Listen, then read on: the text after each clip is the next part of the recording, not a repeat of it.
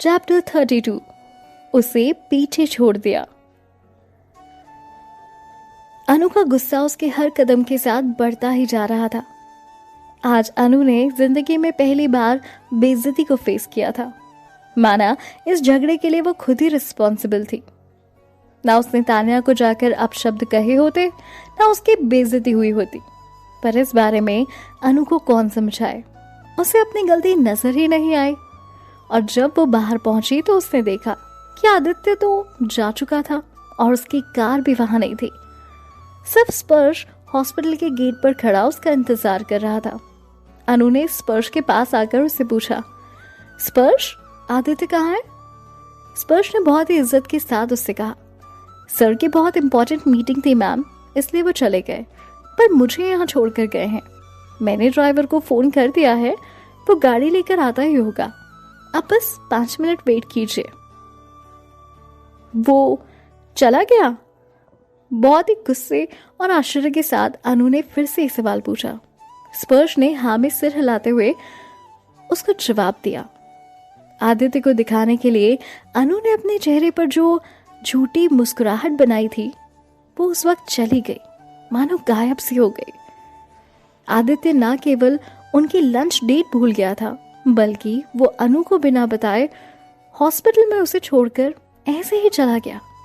उसने ना तो बताया, ना ही कुछ कहा और ना ही कोई मैसेज भेजा, बस चला गया।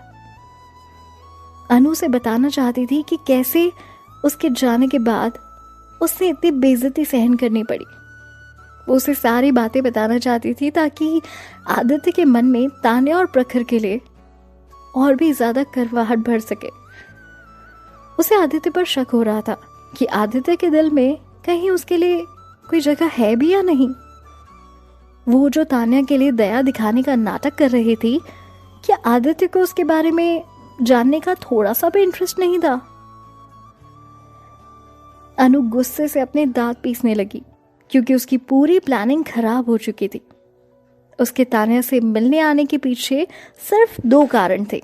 एक, कि वो तान्या का कॉन्फिडेंस खत्म करके उसे नीचे दिखा सके, और दूसरा, वो उस पर दया दिखाकर आदित्य की नजरों में महान बन सके। पर जितना कुछ उसने सोचा था, तान्या ने खुद को उससे कहीं ज्यादा स्ट्रॉन्ग साबित किया। और अब आदित्य भी चला गया था, तो उसका तान्या से मिलने का आखिर फायदा ही क्या हुआ अगर वो आदित्य को अपनी महानता ना दिखा सके। इसके अलावा वो आदित्य को ये भी बताना चाहती थी कि तान्या ने उसके साथ कितना बुरा बिहेव किया और उसकी कितनी बेइज्जती की, ताकि आदित्य को उनकी रियलिटी पता चल सके, आदित्य के मन में उनके लिए कड़वाहट आ सके। जितना अनु आदित्य को जानती थी, उसे लग रहा था कि अगर वो ये सब आदित्य को बताती तो तान्या उसकी नजरों में पूरी तरह गिर जाती, क्योंकि आदित्य उन लोगों से नफरत करता है जो इंसान की मदद की कदर नहीं करते। पर वो क्या करती?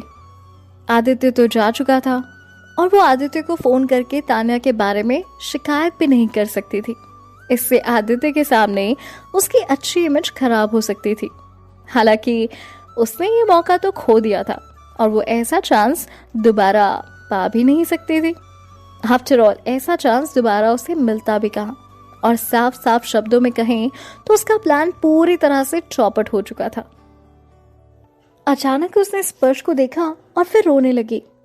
उसे ऐसे रोता देखकर स्पर्श डर गया और उसने पूछा, मैम आप प्लीज मत रोइए, आदित्य सर आपको जानबूझकर यहाँ अकेले छोड़कर नहीं गए हैं। उन्हें सच में एक बहुत इंपॉर्टेंट मीटिंग अटेंड करनी थी। प्लीज आप दुखी मत होइए, प्लीज मत रोइए।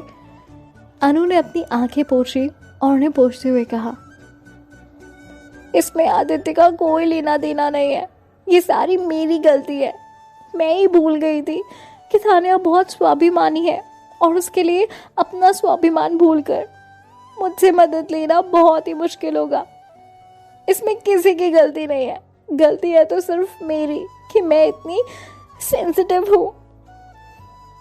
क्यों मैं इतनी सेंसिटिव हूँ? आप क्या कह रही हैं मैम? मुझे कुछ समझ में नहीं आ रहा, स्पर्श ने उससे पूछा। कुछ नहीं, मुझे भी किसी इम्पोर्टेंट काम से कहीं जाना है, वेट करने के लिए थैंक यू, मैं चलती हूँ। उसने जानबूझकर स्पर्श को दिखाने के लिए अपने आंसू पोंछे, रोने का नाटक किया और वहां से चली गई। स्पर्श ने बहुत जोर से आवाज दी, पर अनु सुनकर भी उसने अनसुना करती रही और वहां रुकी नहीं, बस चलती गई। स्पर्श बस उसे देखता रह गया। तभी एक कैब आई और वो उसमें बैठकर चली गई। स्पर्श भी उसके बाद ऑफिस चला गया, आदित्य के पास। आदित्य की सच में कोई इम्पोर्टेंट मीटिंग नहीं थी, बस वो हॉस्पिटल से इसलिए चला आया था क्योंकि तान्या के बिहेवियर से उसे बहुत बुरा लगा था और वो वहाँ और देर तक रुकना नहीं चाहता था।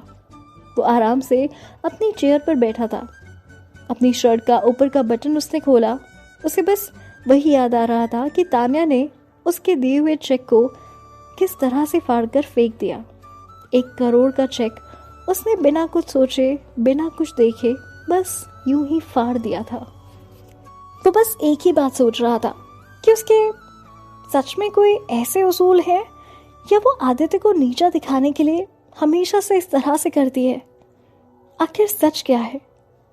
आदित्य सोच ही रहा था कि अचानक उसे उसका जवाब मिल ही गया।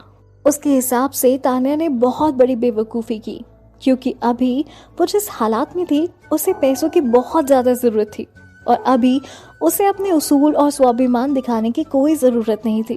क्या स्वाभिमान और उसूल इतने बड़े होते हैं कि चाचा के इस एंड सिचुएशन पर वो इन सारी चीज़ों को साइड में ना रख पाए?